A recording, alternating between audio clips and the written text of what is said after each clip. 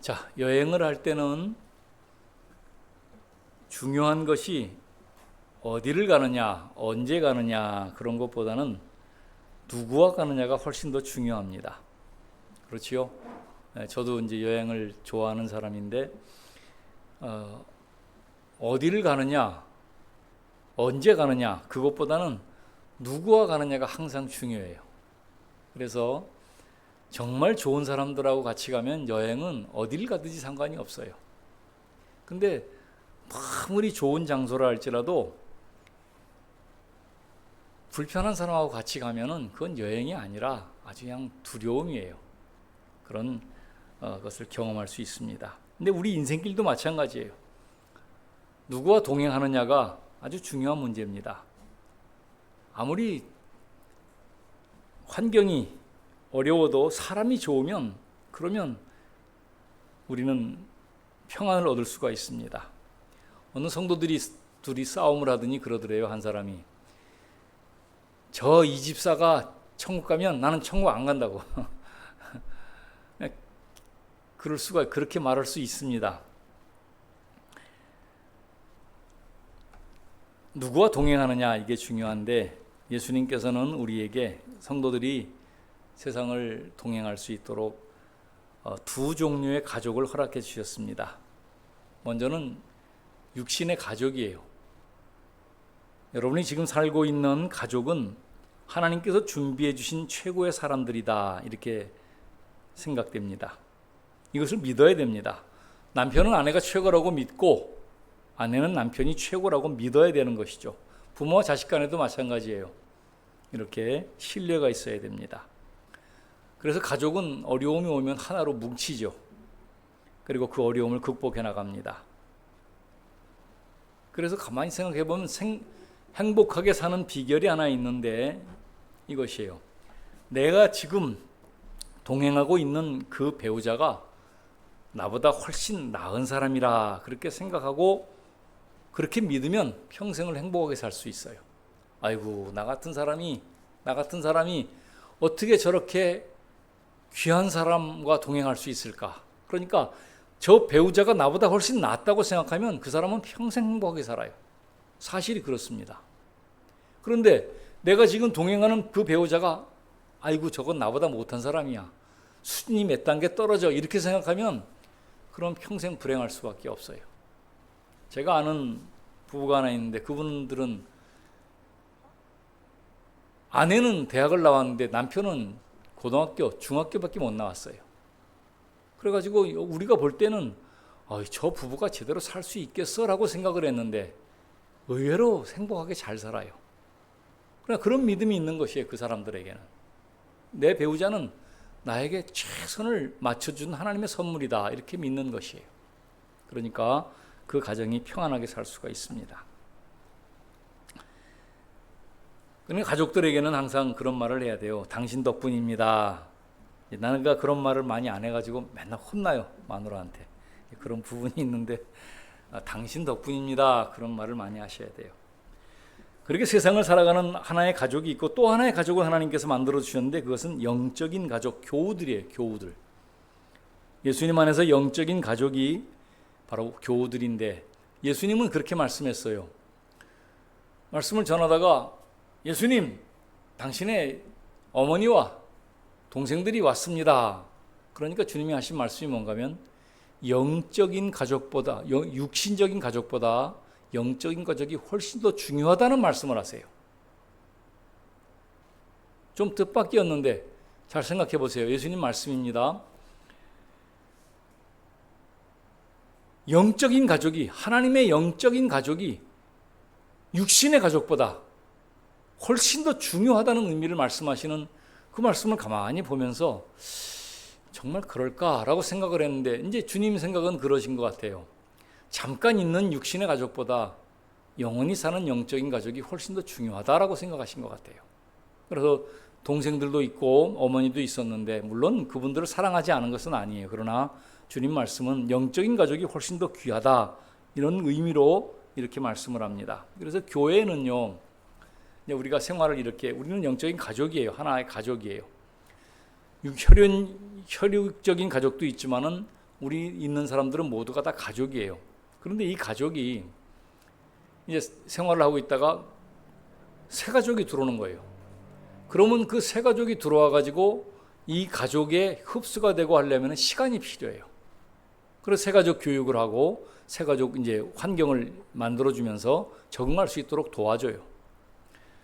지금 남혜진 전사님이 이제 다른 교회를 나가려고 뭐 하시면서 가시는 것 같아요. 제가 그분이 오셨을 때 그런 생각을 했어요.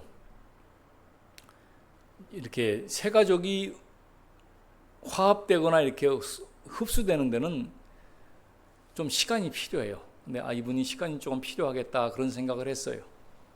왜냐하면 사람이 너무 좋고 헌신하는 열정도 있고 열심히 있는데, 근데 이제 우리 교회 분위기가 있으니까 이 분위기하고 이렇게 맞으려면 조금 시간이 걸리겠다 그런 생각을 했어요.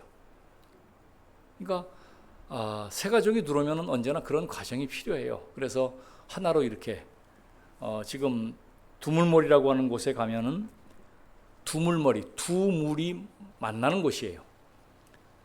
거기가 남한강과 북한강이 마주치는 곳인데, 북한강은 소양호에서부터 내려오는 찬물이 내려와요. 춘천을 거쳐서 찬물이 내려와요. 근데 남한강의 물은 충주호에서부터 내려오는 물인데 그 물은 따뜻해요. 그래서 찬물과 따뜻한 물이 이렇게 오다가 두물머리에서 이렇게 만나는 것이에요. 그래서 두물이에요, 두물. 두물머리, 물의 머리가 만나는 곳이에요, 이렇게. 그래서 거기서 이제 합쳐지게 되는데, 그 과정이, 그러니까 거기는 물 색깔도 달라요. 온도도 달라요. 그런 이제 광경을 볼 수가 있습니다. 이게 둘이 하나가 합쳐진다는 것이 쉬운 게 아니고, 이제 그러고 이렇게 막 풍랑을 겪고 난 다음에 하나 되는 것이에요. 그래서 교회도 마찬가지로 그냥 큰 교회는 그런 것이 좀 작아요. 큰 교회는 여러 부류가 있기 때문에 그냥 자기들이 가족이라고 하면서 그냥 생활하지만은 사실은 가족 간의 그 끈끈한 유대는 이제 목장에서 경험할 수가 있겠죠. 큰 물보다는. 어쨌든 하나님께서는 우리에게 두 개의 평생을 평안하고 동행할 수 있도록 두 개의 가족을 주셨는데, 하나는 육신의 가족이고 또 하나는 영적인 가족이다, 이렇게 이야기할 수 있습니다. 오늘 본문 말씀은 예수님께서 성도들에게, 제자들에게 평안을 주시기 위해서 하신 고별 설교의 한 편입니다. 포도나무와 가지라고 하는 그 제목을 달 수 있는 그 말씀인데, 주님께서는 세상에서 세 번의 유월절을 경험하셨습니다. 근데 세 번의 유월절을 경험하시면서 이번이 세 번째 유월절인데, 예수님께서는 이번에 유월절에 올라가셔가지고는 아주 특별한 행동을 하시는 거예요. 말씀도 그렇고 행동도 그렇고 예수님이 아주 특별한 행동을 하시는 거예요. 뭐냐면은, 아니 유월절 그 식사를 할 때도 그렇고 예수님께서 설교를 뭐라고 하시냐면은, 하늘의 미랄이 땅에 떨어져 죽지 않으면 하늘 그대로 있고 죽으면 많은 열매를 맺는다. 그러면서 내가 세상에서 높이 들리면 모든 사람을 내게로 이끌겠다, 그런 말씀을 하세요. 제자들이 여태까지 3년 동안 들어보지 못한 말씀을 하세요. 내가 땅에서 들리면 모든 사람을 내게 이끌겠다, 그래 말씀하시고, 그리고 유월절을 식사를 하시는데 식사하시다 말고 대야를 갖고 오라고 해서 발을 씻겨주시는 거예요, 한 사람 한 사람.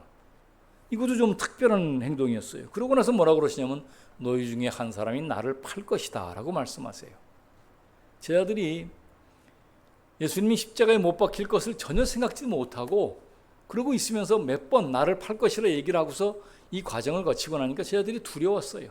그리고 무슨 일이 일어나려고 예수님이 저러시는가, 이제 한면으로 반신반의하면서 이렇게 주님을 따라 나섰습니다. 제자들이 근심을 하고 있는데, 이제 너희 중에 하나가 나를 팔리라 그러고 말씀하시고 나서는 제자들이 걱정을 하니까 말씀을 하세요. 그건 이제 고별설교의 첫 번째 요한복음 14장입니다. 너희는 마음에 근심하지 말라. 하나님을 믿고 나를 믿어라. 내가 너희를 위해서 거처를 예비하러 갈 테니까 가서 거처를 예비하면 내가 너희에게로 와서 너희를 데리고 나 있는 곳에 쉬게 하겠다. 갈릴리 지역의 결혼 풍습을 이렇게 비유하시면서 평안을 주셨어요. 그렇게 완전하게 말씀을 하시고 난 다음에 그 다음에 이제 거기서 그 설교를 끝나고 나서 야 이제 가자. 겟세마네 동산으로 제 아들을 다 이끌고 가시다가 중간에 포도원이 있었어요. 그러니까 그 포도원을 지나시면서 오늘 말씀을 하시는 거예요. 얘들아, 나는 참 포도나무고 내 아버지는 농부다.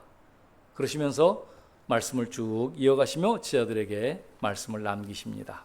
자, 이 말씀을 한 절씩 좀 같이 보겠습니다. 나는 참 포도나무요 내 아버지는 농부라. 그러니까 관계를 말씀하시는 거예요. 포도나무를 비유하면서 이제 나가의 다락방을 나와서 내려가시면서 말씀하십니다. 포도나무, 그리고 이제 말씀하지 않았지만 너희는 가지다라고 하는 말씀까지 하시는 거예요. 나는 포도나무고 너희는 가지이고 하나님 아버지는 농부이시다. 그러면서 이제 농부니까 농사를 지으시겠죠. 그리고 성도들과 예수님은 떨어질 수 없는 관계라고 하는 것을 이렇게 말씀하시는 거예요. 그리고 2절에 보니까 또 어려운 말씀을 하세요. 2절 보세요. 물은 내게 붙어 있어 열매를 맺지 아니하는 가지는 아버지께서 그것을 제해버리시고 무릇 열매를 맺는 가지는 더 열매를 맺게 하려 하여 그것을 깨끗하게 하신다. 자, 이 말이 좀 어려운 말 아닙니까? 내게 붙어 있어 열매를 맺지 않는 가지는 아버지께서 제해버리신다. 열매를 맺지 않으면 없애버리겠다, 그런 말이잖아요. 그 말씀은 두려운 말씀인데 이 말씀은 예수님을 그 당시에 받아들이지 않았던 이스라엘 백성들을 향한 말씀입니다. 그러니까 열매를 맺지 않는, 예수님 안에 들어서 열매를 맺지 않는 가지들은 제해버리겠다 하는 말씀은 하나님께서 이스라엘 백성들을 제해버리겠다는 말씀으로 예수님을 따르지 않는 백성들, 이스라엘 백성들을 향한 경고의 말씀입니다. 그러면서 또 한 가지 말씀하시는데 열매를 맺는 가지는 더 열매를 맺게 하기 위해서 깨끗게 하신다. 이것은 연단을 의미합니다. 열매를 맺고 있어요. 그런데 그 열매를 더 풍성히 맺게 하기 위해서 전지 작업을 하고 연단을 하시겠다, 그런 말입니다. 이 말은 앞으로 제자들이 이제 몇 시간 후, 사실은 며칠 후부터 맞이할 아주 큰 두려운 고난을 예견하는 것입니다. 그러니까 너희들이 고난을 받아도 그 고난은 더 많은 열매를 맺기 위한 하나님의 작업이니까 그렇게 알아라 하는 그런 말씀입니다. 다 설명하지 않지만 주님의 말씀은 이제 그런 의미를 가지고 말씀하였습니다. 그러면서 뭐라고 그러시냐면 3절에 너희는 내가 일러준 말로 이미 깨끗하여졌으니 내 안에 거하라. 나도 너희 안에 거하리라. 가지가 포도나무에 붙어있지 아니하면 스스로 열매를 맺을 수 없음 같이 너희도 내 안에 있지 아니하면 그러하리라. 자, 내가 일러준 말로 너희는 이미 깨끗해졌다. 그러니까 여기서 너희는 이제 예수님의 제자들이고 오늘날의 성도들도 거기 너희에 포함된 사람들입니다. 성도들은 누구냐? 예수님의 말씀으로 깨끗해진 사람들을 말합니다. 성찬에 참여해서 이것을 먹어라. 너희를 향한 내 몸이다. 이것을 마셔라. 너희 죄를 용서하기 위한 내 피다. 그러면서 그 성찬에 참여한 사람들, 이 사람들이 이제 예수님의 말씀을 들은 사람들이고 예수님의 말씀으로 깨끗하여진 사람들입니다. 그래서 성도들은 누구냐? 예수님의 보혈로 깨끗해진 사람들을 성도라, 그렇게 말할 수 있습니다. 그러면서 약속을 한 가지 합니다. 내 안에 거하라. 나도 너희 안에 거하리라. 이게 주님의 첫 번째 약속입니다. 우리가 주님 안에 있으면 주님께서 우리 안에 계시겠다고, 그리고 함께 하시겠다는 약속을 말씀합니다. 가지가 포도나무에 붙어있는 것 같이 내 안에 붙어있으라, 그런 말입니다.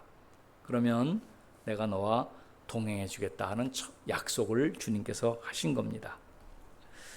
주님이 동행한다, 그러면 모든 문제는 해결될 수 있습니다.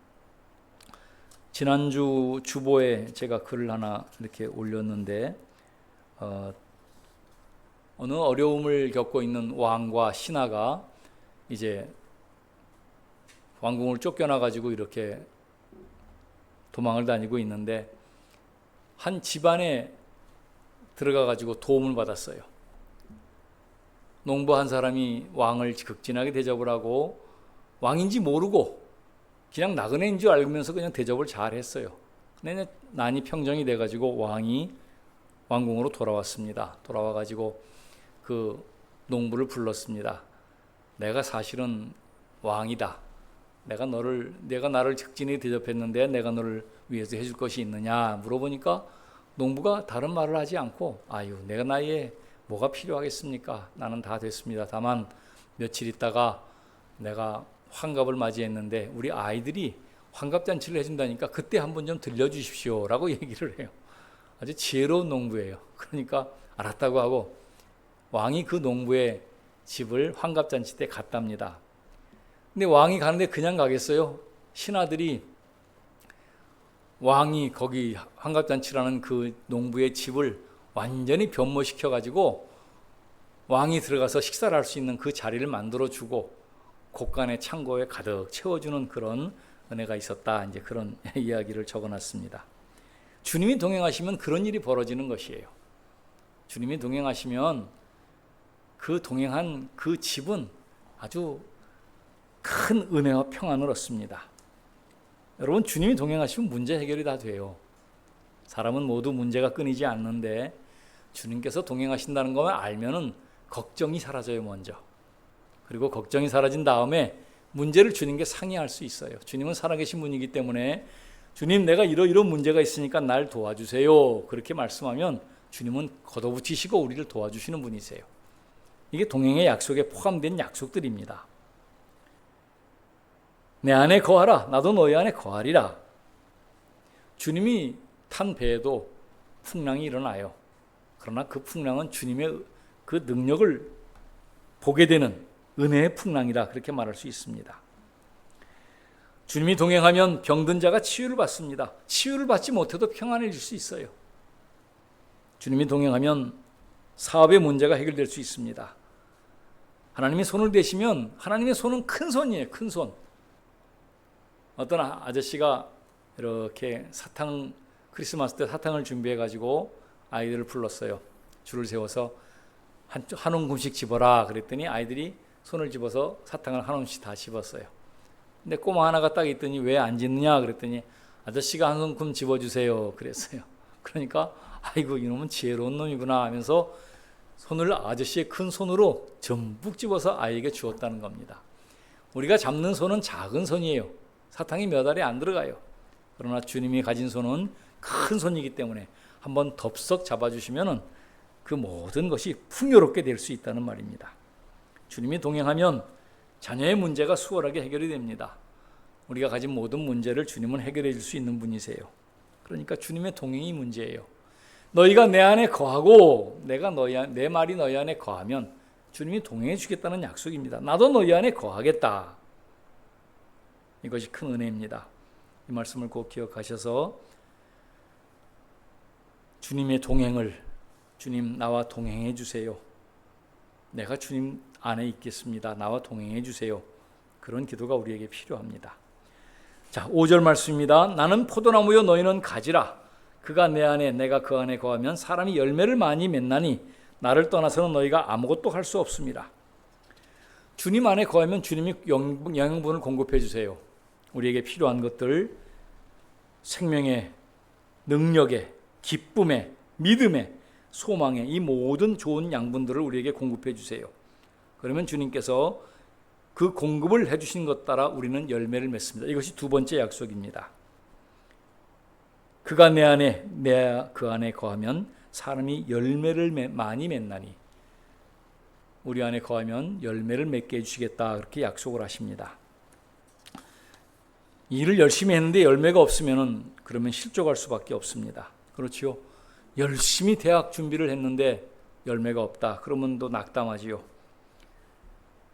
젊은 시절에 열심히 노력한 열매는 노년의 행복으로 돌아옵니다. 안정과 행복으로 돌아오지요. 그 열매가 있어야 돼요. 근데 제가 이제 목회를 하면서 성도들에게는 무슨 열매가 있어야 될까 생각을 해보니까 세 가지 열매가 있어야겠다 생각을 해요. 먼저는 예수님의 인격을 닮는 그런 인격의 열매가 우리에게는 맺혀져야 합니다. 주님을 따라가면 성령의 9가지 열매가 맺히는데 그 열매는 바로 우리의 인격적으로 나타나는 열매예요. 사랑과 희락과 화평과 오래 참음과 자비와 양성과 충성과 온유와 절제 이런 열매들은 열매들은 모두가 우리가 그리스도를 따라가면서 서서히 맺는 열매들이에요. 여러분 주위에, 여러분의 그 몸에, 여러분 마음속에 이런 열매들이 맺혀 있어요. 좀 큰 열매도 있고 작은 열매가 있어요. 근데 이 열매들이 여러분 가운데 있습니다. 그러니까 이 열매가 우리 모두에게 맺혀 있다는 사실을 아셔야 돼요. 그래서 때때로 어떤 일이 벌어지고 나면은 그 열매가 이제 우리가 쌓아온 내공이 되죠. 신앙의 내공이 돼가지고 이 열매가 우리 인격으로 이렇게 정리가 됩니다.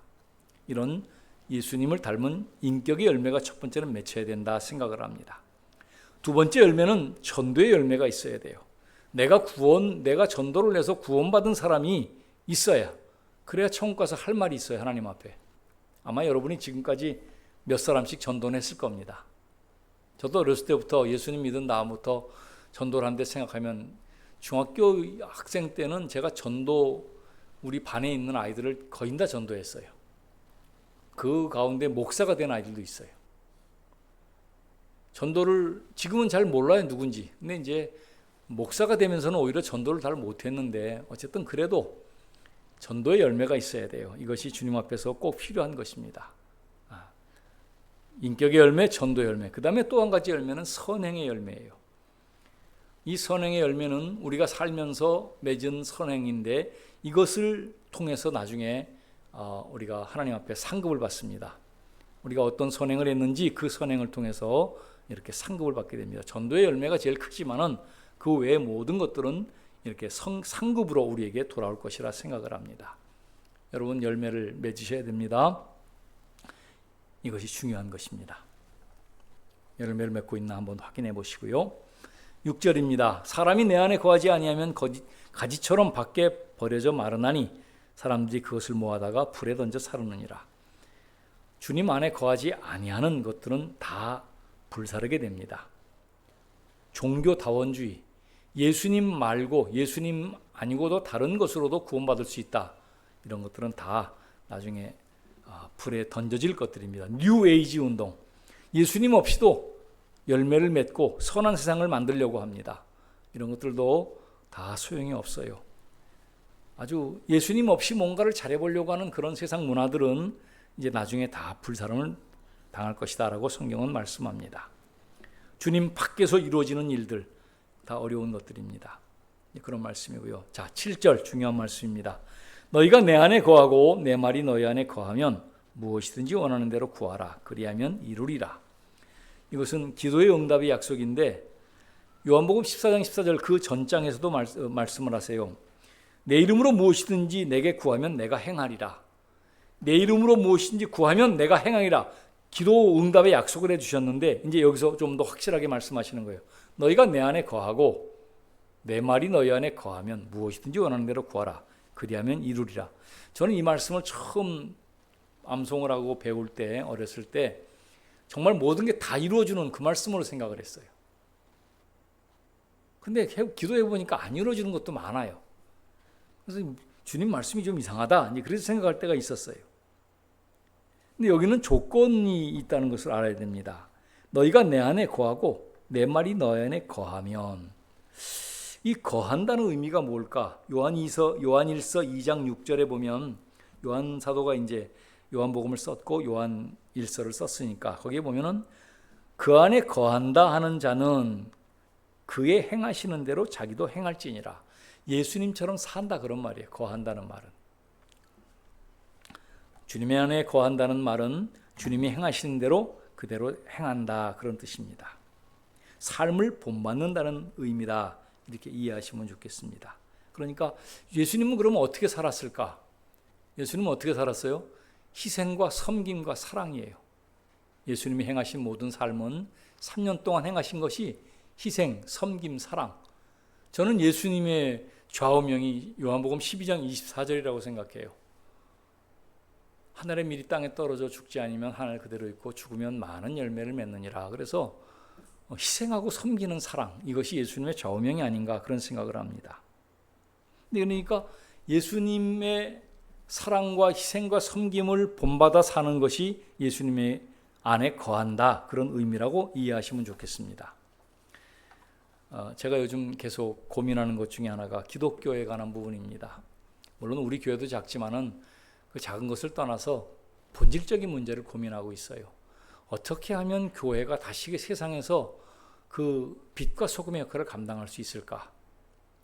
교회가 옛날에요, 돈이 없을 때는요, 희생과 섬김으로, 자기 돈을 갖지 않고 희생과 섬김으로 사회의 인정을 받았어요. 그리고 지도력을 발휘했어요.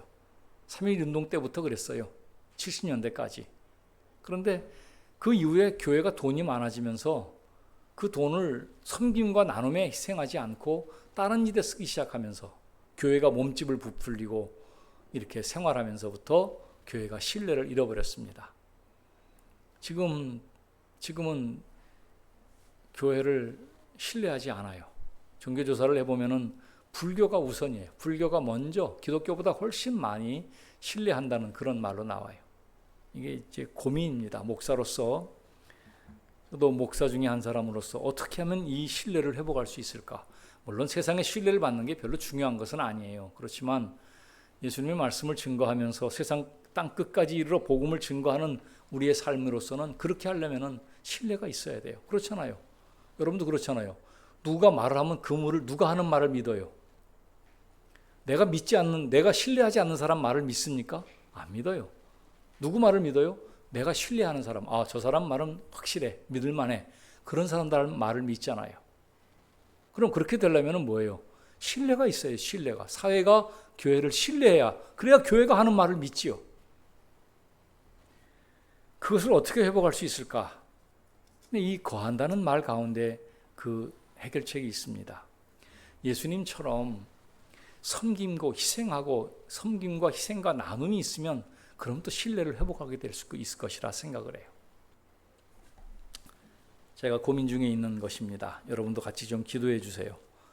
예사랑교회가 작지만 교회가 어떻게 변해서 어떻게 신뢰를 회복하고 섬김을 하고 나눔을 할 수 있을까? 제가 지금 가장 주되게 고민하면서 목회 방향을 고민하고 있는 것입니다. 그 희생과 섬김과 사랑이 회복된다면은, 그러면 우리는 세상으로부터 신뢰를 회복하고 그리고 다시 복음을 증거하는 그런 기관으로, 생명을 전하는 기관으로 설 수 있을 것이라 생각을 합니다. 지금 대한민국 교회는 그런 어려움에 처해 있습니다. 이것은 한두 명의 문제가 아니고 교회 전체 어려움이 문제고, 이것은 모든 성도가 가진 문제입니다. 우리가 주님 앞에서 이 말씀을 꼭 기억하시고, 회복하는 길은 한 가지예요. 예수님 안에 거하는 것. 예수님 안에 거한다는 것은 예수님이 행하신 사랑과 희생과 섬김을, 나눔을 행하는 것입니다. 이것이 우리가 살 수 있는 길이라 생각을 합니다. 오늘 포도나무 비유에서 주님이 제 아들을 위로하시기 위해서 하신 그 말씀, 여기서 주님께서 하신 그 약속이 있습니다. 먼저 동행의 약속이 있고, 모든 문제가 해결되는 동행의 복, 이것이 먼저 약속이고, 두 번째는 열매를 맺게 해주신다는 그 약속입니다. 신앙의 열매, 전도의 열매, 또 인격의 열매와 함께 선행의 열매를 맺게 해주시겠다고 주님이 약속하십니다. 그 다음에 또 한 가지 약속은 기도 응답의 약속입니다. 너희가 내 안에 거하면, 내 말이 너희 안에 거하면, 우리가 그리스도를 따라 살면 무엇인지 원하는 대로 들어주겠다는 약속이 여기에 들어가 있습니다. 우리의 문제가 바로 이것입니다. 이 말씀을 기억해서 앞으로 어떻게 하면 내가, 다른 사람 말고 내가 예수님처럼 나눔과 희생과 섬김을 실천할 수 있을까 고민하시고 같이 동참해 주십시오.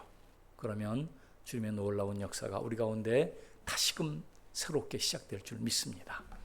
기도하겠습니다. 하나님 아버지,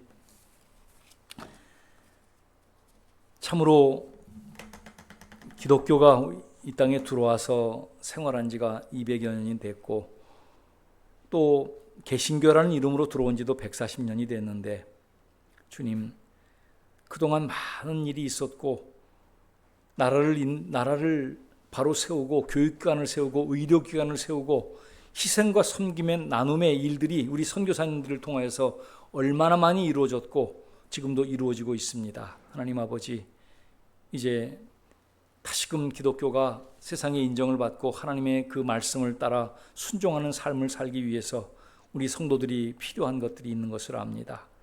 예수님 안에 거한다는 그 말씀처럼 이제는 우리 개인이 섬김과 나눔과 희생을 실천할 수 있도록 도와주시옵소서. 예수님의 삶을 본받고 예수님의 행위를 본받고 그렇게 주님을 따라가는 종들이 되게 도와주옵소서. 그래서 회복하게 하시고 주님의 역사를 이루어가는 그런 종들이 되게 하옵소서.